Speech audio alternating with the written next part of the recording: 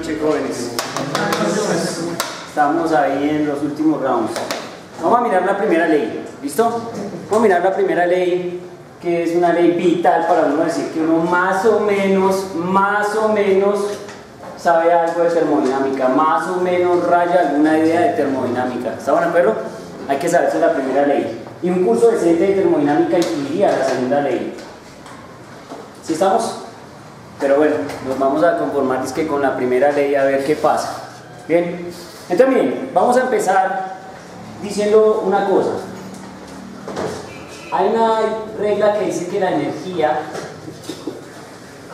se conserva. Mira, esto está bien o no. La energía se conserva. ¿Qué quiere decir eso? Que en general uno espera que en los sistemas no hayan pérdidas mientras, por ejemplo, uno podría decir, oiga, ¿hace un favor? ¿Me cierras ahí?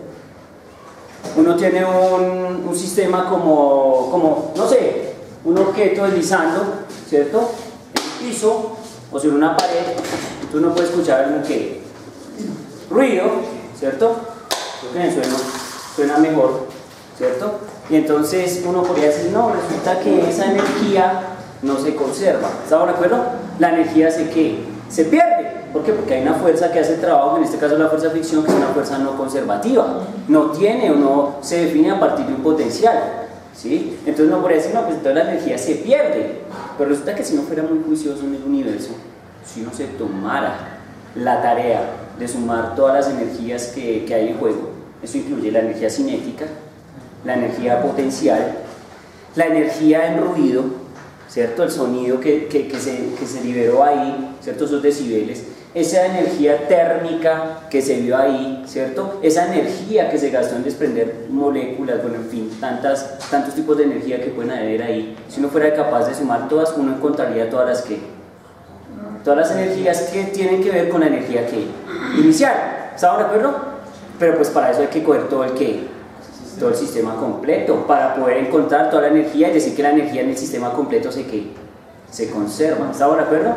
He ahí el truco, la energía no se crea ni se destruye, solo se transforma. Entonces aquí cambio de energía cinética a energía sonora, a energía térmica, a otros tipos de energía que tocaría revisar con calma. ¿Estamos? Pero entonces la energía se conserva. Particularmente uno puede tener esas situaciones y encontrar que la suma de todas las energías, en ese caso, entonces la energía total va a ser igual a la energía, no sé, cinética, más la energía potencial que tenga el sistema, más la energía sonora, más la energía térmica, más la energía, más la energía, más la energía, más la energía. ¿Está de acuerdo o no?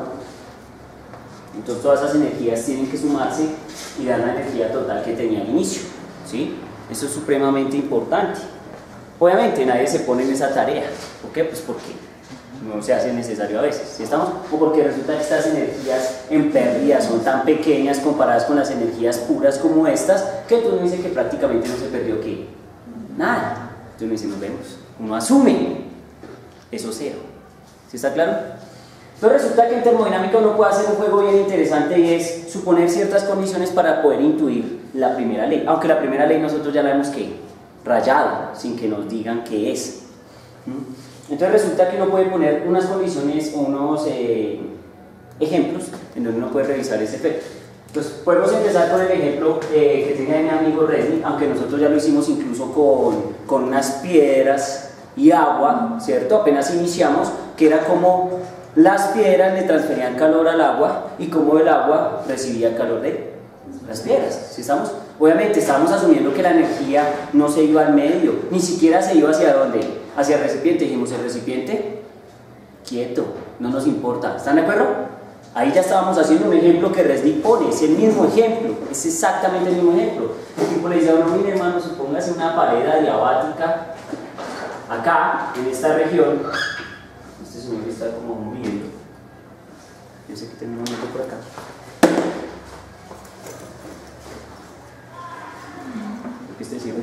Supóngase una pared adiabática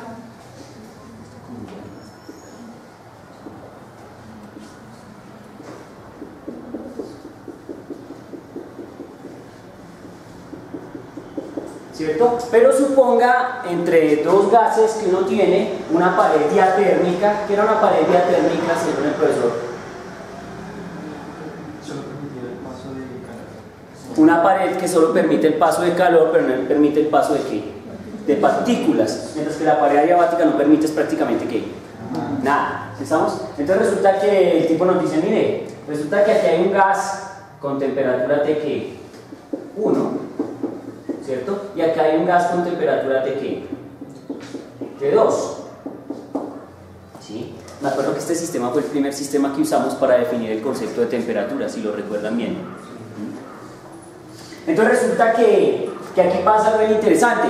Nosotros sabemos que pasado un tiempo T, el sistema va a entrar en un equilibrio ¿qué? Termodinámico.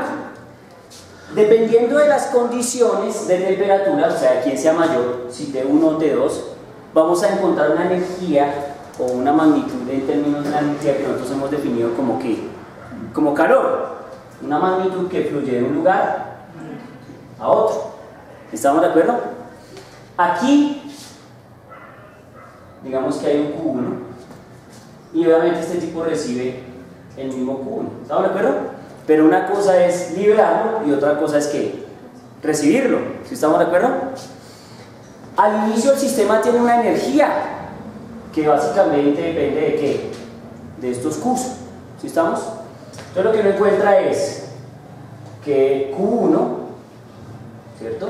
Vamos a ponerle como Q1 salida y Q1 llegada, no sé, como para que tengan claro a qué me refiero, pero sabemos que de magnitud deben ser que iguales.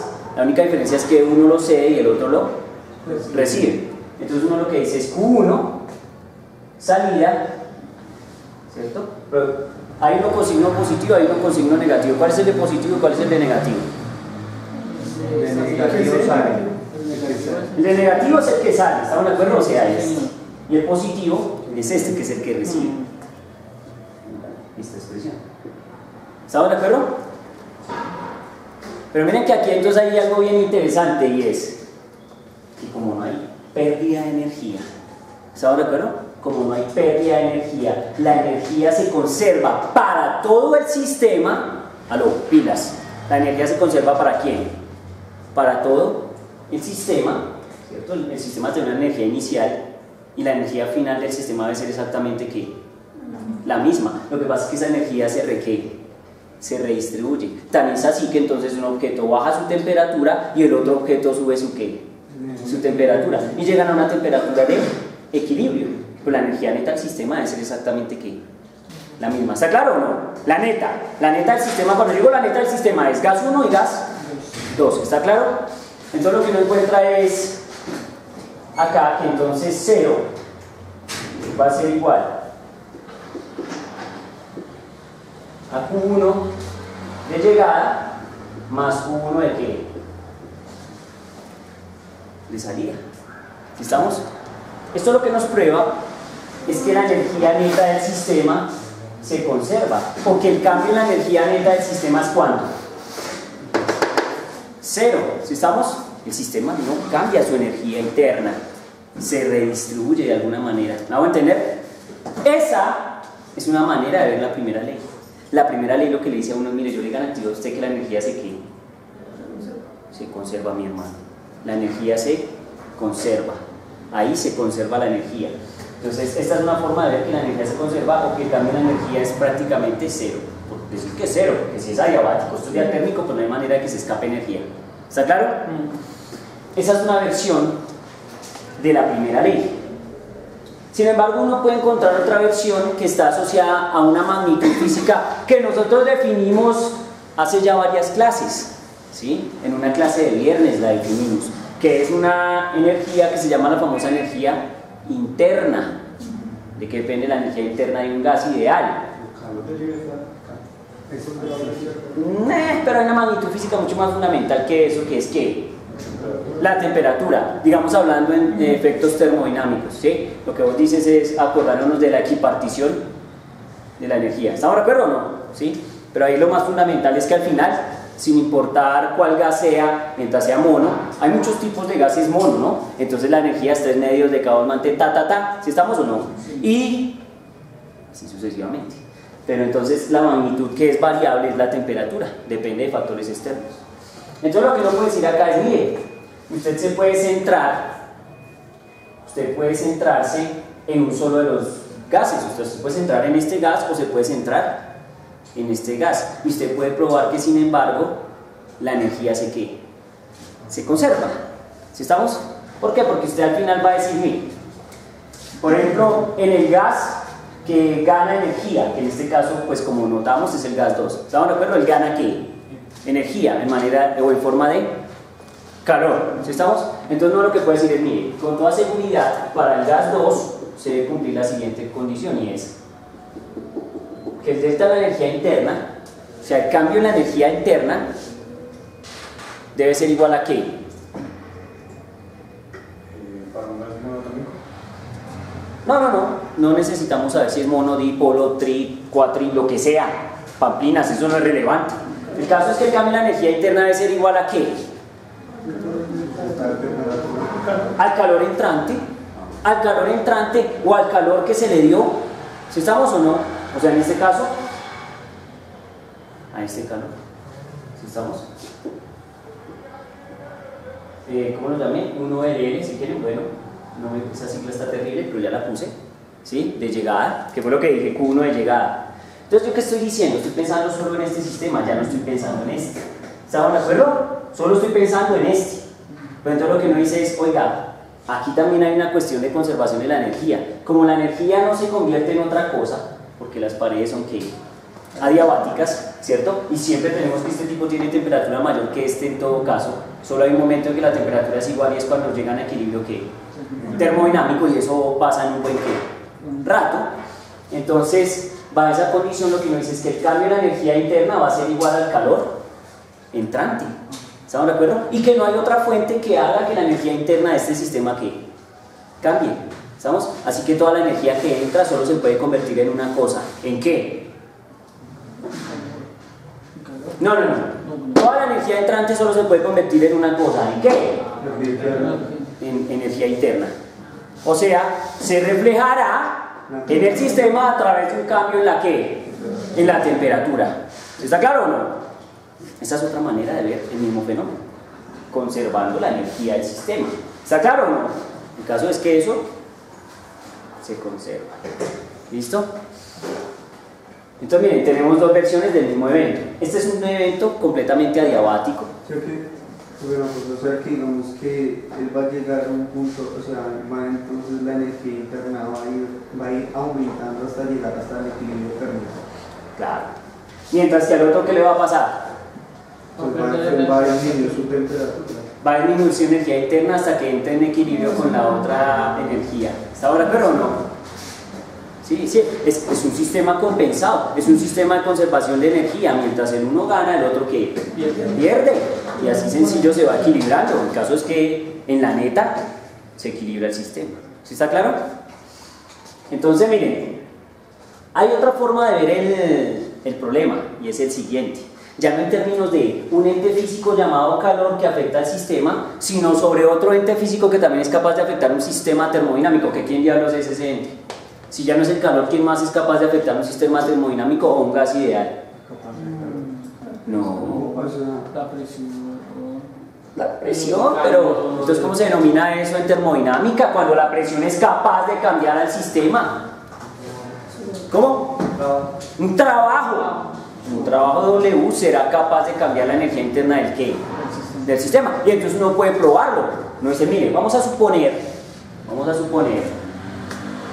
el sistema de toda la vida, un sistema adiabático. Acá, si estamos, tenemos un sistema de émbolo. Y mire, tenemos aquí un émbolo. Y pues evidentemente aquí tenemos lo que siempre tenemos, que es un gas, ¿cierto? Un gas mono, di, poli. Ahorita no nos interesa mucho eso, pero lo cierto es que sobre este gas nosotros vamos a realizar un ¿qué? Un trabajo. ¿Sí estamos? Entonces, efectivamente aquí hay una fuerza que presiona el gas, ¿cierto? Y entonces lo que vamos a encontrar es que la energía que llega al sistema ya no es debida a calor cedido al sistema, sino debida a ¿qué? A un trabajo, a un efecto netamente sobre la ¿qué? La presión del sistema. ¿Estamos de acuerdo o no? O incluso puede ser que esto, incluso podría ser que esto lo hicieran a presión constante, pero estuvieran cambiando, o sea, es decir, bueno, van haciendo trabajo, pues no sé, me hago entender. O sea, la fuerza se mantiene constante, pero pues eso va generando un trabajo sobre el ¿qué? Sobre el gas, ¿cierto? Porque el gas puede estar así, yo le pongo unas masas y el gas va a empezar a ¿qué? A descender, hasta que va a llegar a un punto donde se va a ¿qué? A equilibrar la presión interna del gas, que genera una fuerza neta hacia arriba sobre el émbolo, con respecto a la fuerza llamada peso. Y en ese momento tuvo que haber un cambio en la ¿qué? En la energía interna. ¿Sí está claro? Entonces uno puede encontrar también que el delta de la energía interna de un gas no solo se presenta porque alguien le dio calor al sistema, ¿sí estamos? Sino que el delta de la energía interna también se puede presentar porque alguien hizo ¿qué? Trabajo. Y dependiendo, aunque nosotros escogimos una convención, y esa convención no la podemos cambiar, mi hermano, porque si la cambiamos la dañamos. Y eso lo aclaramos en el video, y lo aclaramos porque es que resulta que hay profesores que enseñan que el trabajo es la integral de PdB, pero yo enseñé que el trabajo es menos la integral de PdB. ¿Estamos de acuerdo? Bajo ese criterio, entonces la primera ley para nosotros tiene una forma, y si van a un libro pueden encontrarla de otra forma. La diferencia está en un signo, que ellos a la primera ley le ponen un menos, nosotros no, porque ya lo tenemos donde en el trabajo. Ya no, ahí está la diferencia, pero la cosa funciona o canciona igualito. ¿Está claro? O sea que ellos no ven el trabajo sobre el émbolo, sino el trabajo sobre el gas. No, nosotros teníamos era una referencia diferente con respecto al émbolo de gasolina. Sí, es una cuestión de respecto a quién lo vemos, pero nosotros, por ejemplo, acá estamos diciendo, ¿estamos de acuerdo que aquí nosotros cuando hacemos esto el trabajo es sobre el gas? Sobre el gas, sí. ¿Sí o no? Es el trabajo sobre el gas. Nosotros trabajamos es sobre el trabajo sobre el gas. ¿Está claro? Nosotros siempre miramos es el trabajo que se hace sobre el sistema. Nuestro sistema es el sistema ¿qué? Gas. ¿Está claro? Nuestro sistema es el sistema que nosotros denominamos gas. ¿Está claro? Y ellos lo miran sobre el émbolo. Sí, de alguna manera ellos lo miran sobre el émbolo, pero pues al ponerle el menos, todo sigue siendo exactamente lo mismo. ¿Está claro? Tiene que ser lo mismo, si no eso sería muy peligroso.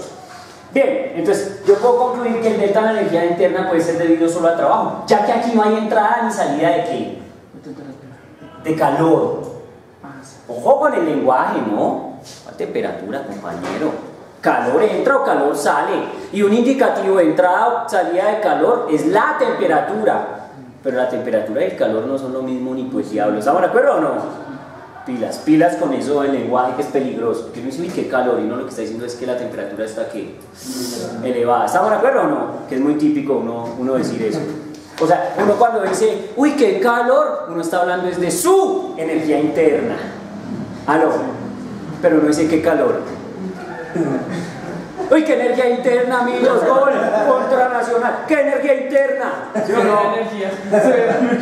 ¿Estamos o no? Mientras que el calor es una energía que fluye, ¿cierto? Entonces, el calor sí es una energía de, por ejemplo, no sé, así, por poner un ejemplo, y a mí eso ni me da pena, pero un ejemplo de sábado por la noche, venga que arrunchis, hermano, eso es calor y eso es ceder calor. ¿Estamos o no? Que tengo frío, bueno, hágale, tal.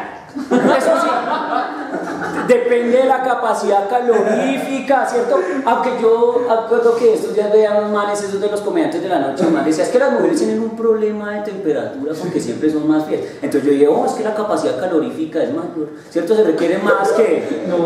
Se requiere más energía para calentar a una mujer que para calentar un hombre. ¿No se ha visto que uno de hombre siempre anda como templadito? Una mujer está bajo las cobijas y está así. Tengo frío. Claro, ahí está. Esos comediantes de la noche sí saben de termodinámica. Una cosa impresionante. ¿Estamos o no? Bueno, muy bien. Es cuestión del lenguaje, ¿no? Entonces, cuando tengo mucha calor, entonces realmente lo que digo es que tengo mucha energía interna. ¿Sí estamos? Y cuando si hay arrunchis o hay contacto, entonces si hay una diferencia o un cambio de temperatura, entonces alguien está haciendo calor al otro. ¿Estaban de acuerdo o no? Esta diferencia de calor. Listo, pregunto, ¿está claro o no? Delta de energía interna igual a trabajo. Entonces ya tenemos esa forma. Entonces bien, lo puede escribir así de manera violenta, así ya ponerlo así como con sello, ¡pam! Bueno, mire, listo.